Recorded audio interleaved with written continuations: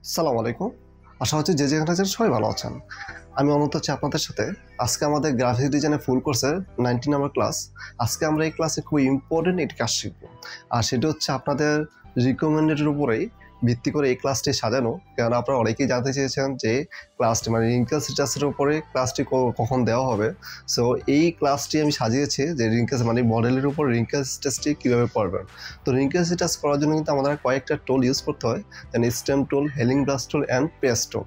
তো আমরা জেনারেলি আজকে এই টুলগুলো কীভাবে প্রপারলি ইউজ করতে হয়, কীভাবে রিঙ্কেল স্ট্যাটাস ও রিঙ্কেলসগুলো রিটাচ করবো সেটা আমরা খুব ভালোভাবে শিখবো। আর আরেকটা ক্লাস থাকবে, পর্ব থাকবে এই ক্লাসের, সেটা হচ্ছে ফ্রিকোয়েন্সির উপরে।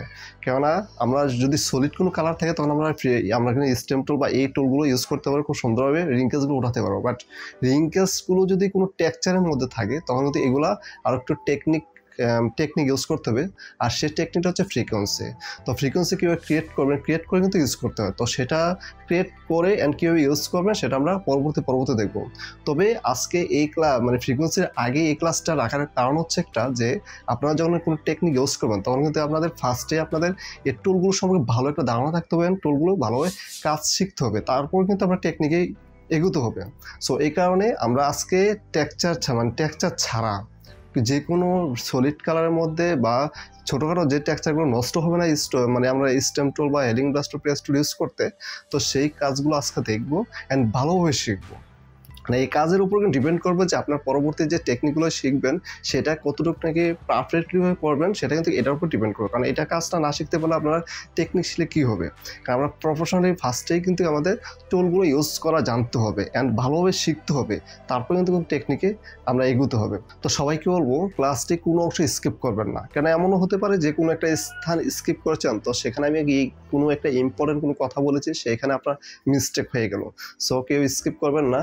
আর ক্লাসটা যখন নাকি করবেন তখন মনোযোগ দিয়ে দেখার পরে এটা প্র্যাকটিস করেন বারবার, তাহলে কিন্তু আপনাদের টুলগুলো খুব ভালো স্মুথলি হয়ে যাবে, আপনার কাজের স্পিড বাড়বে।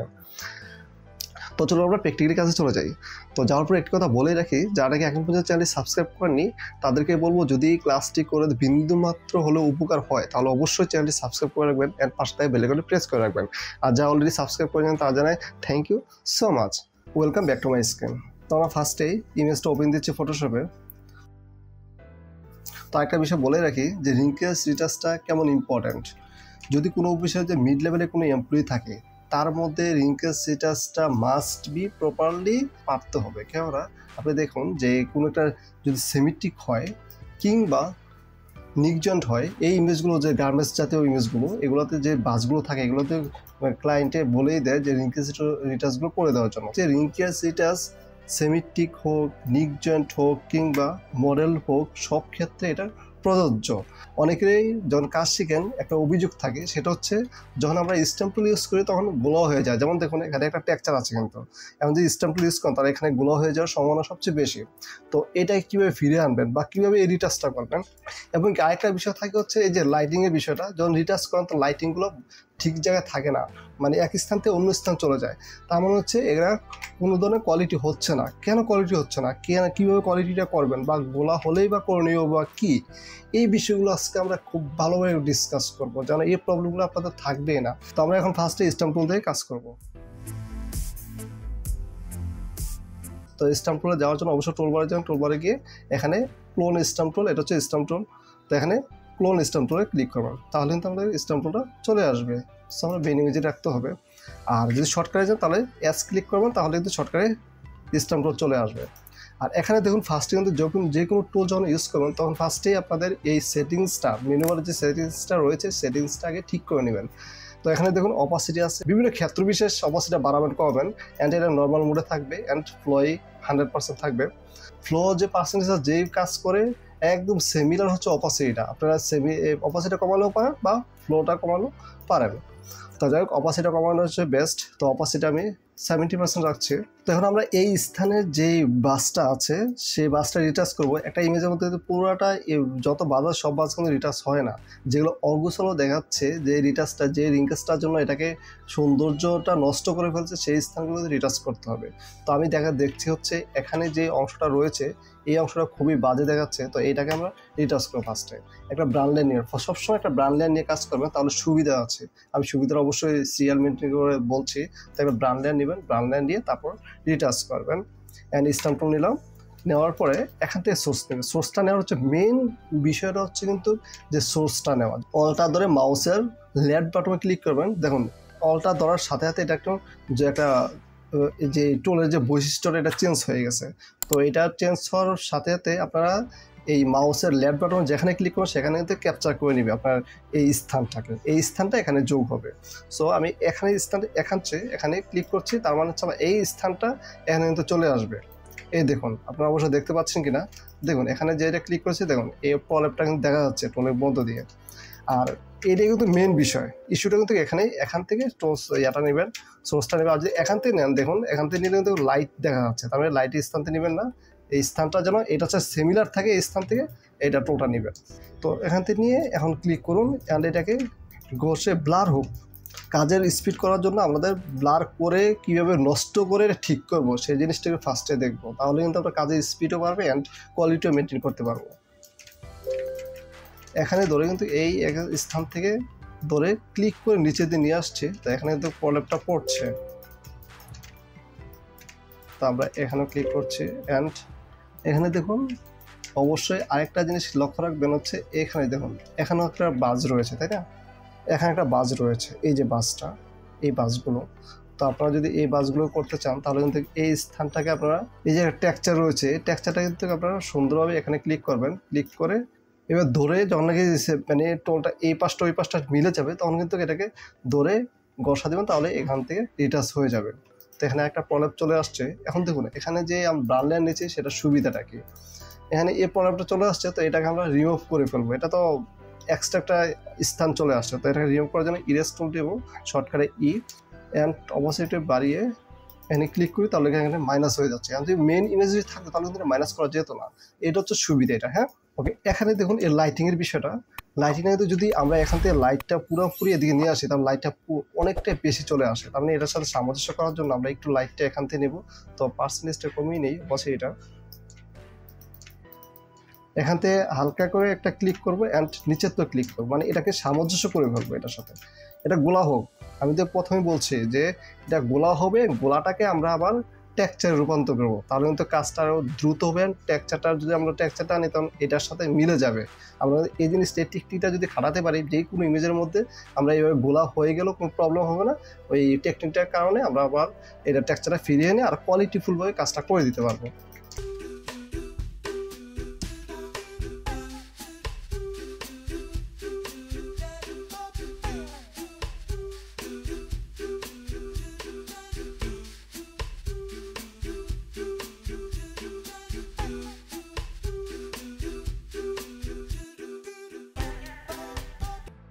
ওকে, এখন দেখুন যে অংশটা আমরা রিটাচ করেছি সেই স্থানগুলোতে দেখা যাচ্ছে যে গোলা হয়ে গেছে, যেহেতু আমরা স্ট্যাম্পটা ইউজ করেছি। এখানে দেখুন এখানে কিন্তু কোনো একটা টেক্সচার নেই, যে এই স্থানটা একবারে দেখা যাচ্ছে যে ওর টেক্সচার নেই, টেক্সচারটা গোলা হয়ে গেছে, তাই না? তো আমরা এটাকে আমরা কাজ করব হচ্ছে, দেখুন টেকনিকটা হচ্ছে মূলত এখানে যাবেন, ফিল্টারে যাবেন অ্যান্ড নয়েসে যাবেন, অ্যাড নয়েসে যাবেন। ওকে, অ্যাড নয়েসে গিয়ে দেখুন 1% বা এটাকে 10% দিয়ে আরেকটু ভালো করে বুঝবেন। দেখুন এখানে একটা টেক্সচার কিন্তু পড়েছে, অনেক হার্ড, তার মানে হার্ড আমরা থাকবে না, হার্ডটা রাখলে তো অনেক নষ্ট হয়ে যাবে, তার মানে এটার চেয়ে বেশি এলোমেলো লাগছে। তো আমরা অ্যামাউন্টটা কমিয়ে দিচ্ছি, 1% দিয়ে দিচ্ছি। তো এখন আপনারা এটা ওপেন করেন প্রিভিউটা, এখন দেখুন এটার সাথে মোটামুটি সিমিলার হয়ে গেছে কিন্তু। ওকে দিয়ে দিলেন, ওকে এখন দেখা যাচ্ছে একটু হার্ড দেখা যাচ্ছে, তাই না? মানে এটার সাথে এটা একটু অনেকটা হালকা হার্ড দেখা যাচ্ছে। তো এটার সাথে আরও বেশি সামঞ্জস্য করার জন্য আমরা করবো হচ্ছে এখানে যাবো ফিল্টারকে ব্লারে গিয়ে গেশন ব্লারে যাবো, গেশন ব্লারে গিয়ে 0.3 দিয়ে দেবো। দেখুন এখন সফট হয়ে গেছে, প্রিভিউটা ওপেন করছি, দেখুন অনেক হার্ড ছিল অনেক সফট হয়ে গেছে। এখন ওকে দেন, তো দেখুন এখন কি বুঝতে পারবে কেউ যে এটা ব্লার হয়েছে? দেখুন এই স্থানটা কিন্তু একবারে আপনার ওপেন করছি আমি, দেখুন একবারে সিমিলার। তো আশা করছি যে আপনারা যখন নাকি একটা স্থান ব্লার হয়ে যাবে একটা টেক্সচার, তখন ব্লারটাই কীভাবে দূর করবেন, ব্লারটাই কীভাবে টেক্সচারে রূপান্তর করবেন সেই জিনিসটা বুঝতে পেরেছেন। এখন আমরা দেখবো হচ্ছে, এখন দেখুন এটা কিন্তু আমরা এই আলাদা নেওয়ার ফলেই কিন্তু আমরা এটাকে বিভিন্ন কাজ করতে পেরেছি। আমি যদি একসাথে নিয়ে নিতাম তাহলে কাজটি করতে পারতাম না। সো অবশ্যই বুঝতে পারছেন আলাদা লেয়ারটা নেওয়ার কারণটা কি। তো আমরা মার্কস করে ফেলছি। তো আমরা এখন দেখবো হচ্ছে হেলিং ব্রাশ টুলের কাজ।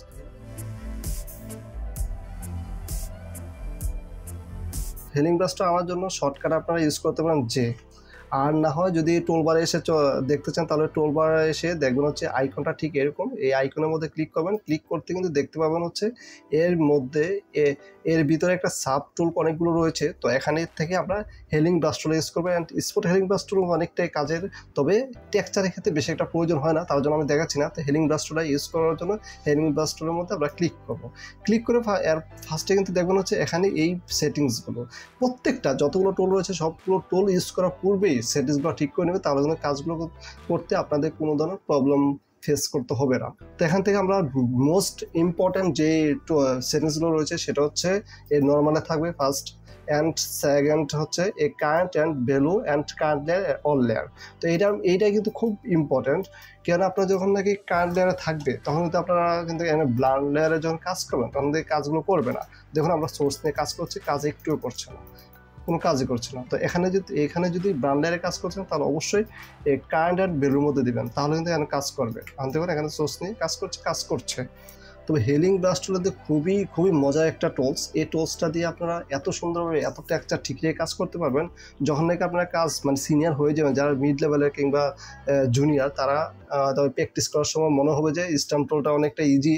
তবে যখন প্র্যাকটিস করতে হতো যখন হেলিং ব্রাশ টুলের মজাটা বুঝবেন তখন এই স্ট্যাম্প টুলে ধরতে ইচ্ছে করবে না, শুধু হেলিং ব্রাশ টুলে কাজ করার ইচ্ছে করবে। কারণ হচ্ছে কি, আমি একটা সিম্পল একটা বিষয় দেখাই। স্ট্যাম্প টুল যখন ইউজ করেন, স্ট্যাম্প টুলটার জন্য আমরা একদম মানে এটার সাথে যে আমরা দেখেছি যে বাসটা ওঠাবো, যে রিঙ্কেলসটা ওঠাবো, সেই রিঙ্কেলসের সাথে সেমিলার একটা অংশ থেকে আমরা সোর্স নিতে হয়।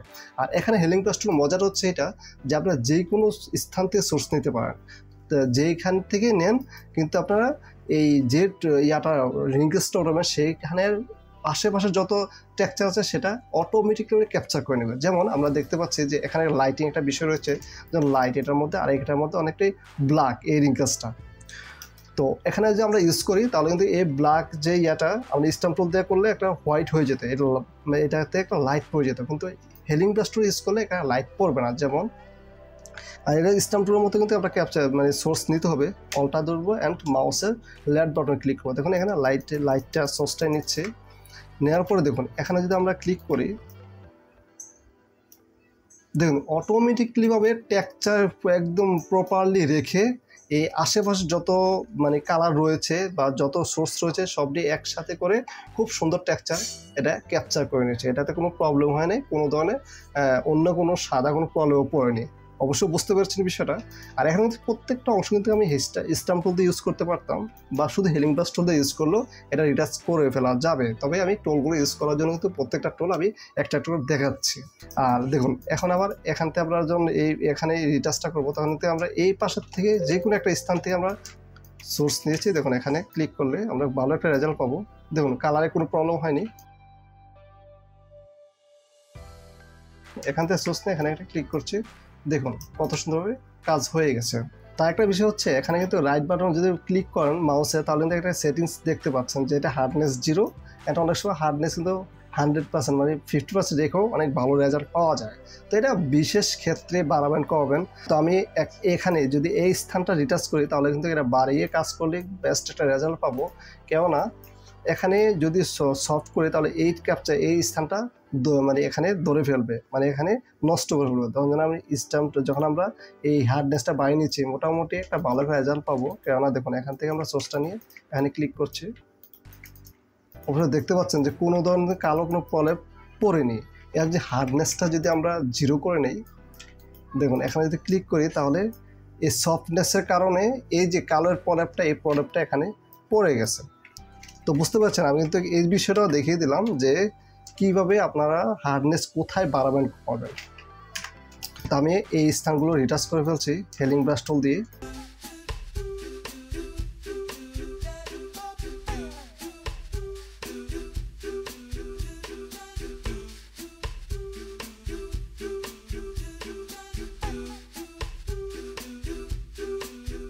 সো আপনারা দেখতে পাচ্ছেন যে হেলিং ব্রাশ টুলটা ইউজ করলে আমরা কিন্তু এক্সট্রা কোনো টেক্সচার দেওয়া লাগছে না। আশেপাশের টেক্সচারে এটা খুব সুন্দর ক্যাপচার করে নিচ্ছে। তো আমরা এই হেলিং ব্রাশের কাজটাও শিখে নিলাম। তো এখন মাস্ক করে ফেলবো। এখন কাজ করবো হচ্ছে পেস্টল।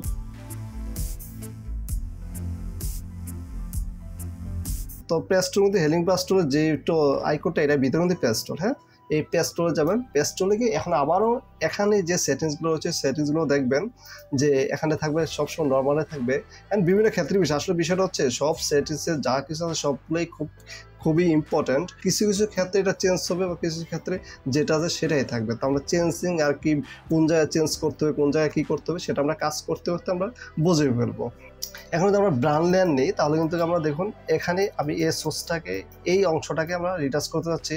এর কিন্তু বৈশিষ্ট্য হচ্ছে আপনারা এটা যেই অংশটাকে আমরা রিটাচ করবেন, যে বাসটাকে মানে যে রিঙ্গেসটাকে রিটাচ করবেন সেটাকে আমরা এই সিলেকশন করে এটা রাউন্ড করবেন, যে এটা ভিতরে যতটুকু আছে আমরা এতটুকু রিটাচ করতে চাই। তখন আপনারা ক্লিক করে ধরে রেখে এরপরে একটা ভালো একটা স্থানে এটার মতো করে সিমিলার একটা স্থানে নিয়ে ফেলবেন, তাহলে রিটাচ হয়ে যাবে। The could not use the pastel because the select area is empty. তার মানে তো কিসের জন্য এমটি দেখাচ্ছে, এরিয়ার মধ্যে কোনো একটা অংশ নেই এই জিনিসটা বোঝাচ্ছে।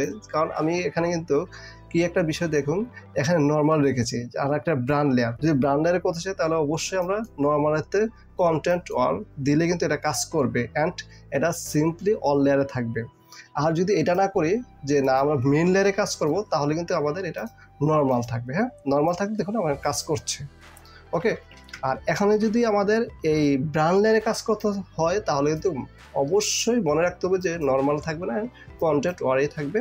অ্যান্ড এখন আপনারা কাজ করুন, দেখুন এখন আবার কাজ করছে।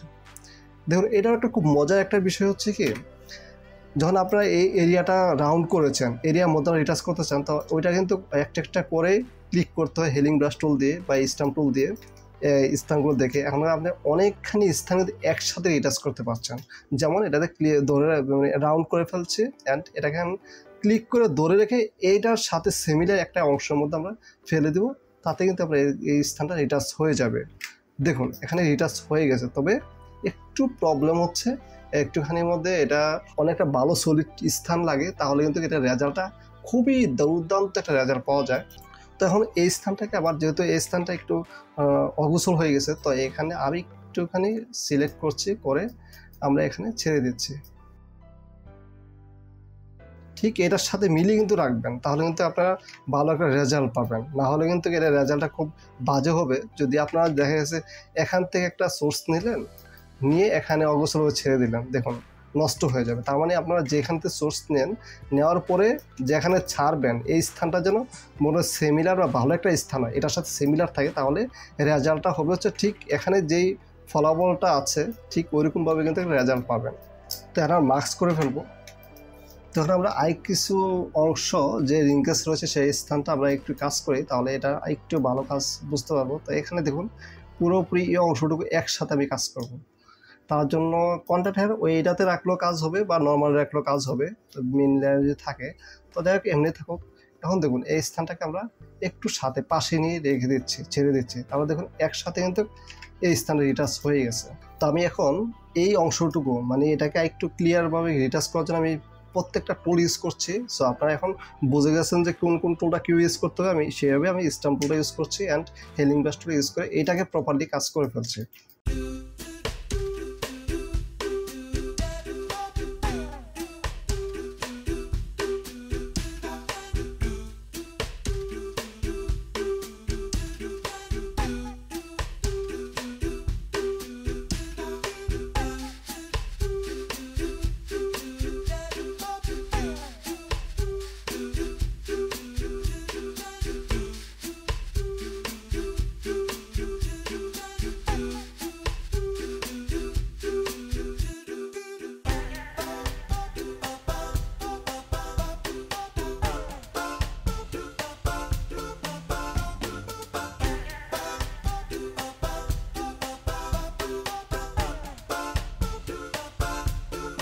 এখন কিন্তু আমাদের পরিপূর্ণ রিটাচ হয়ে গেছে। মানে ইমেজের মধ্যে এই যে টেক্সচারগুলো এই যে বড় বড় রিঙ্কেলসগুলো এটা কিন্তু ন্যাচারাল।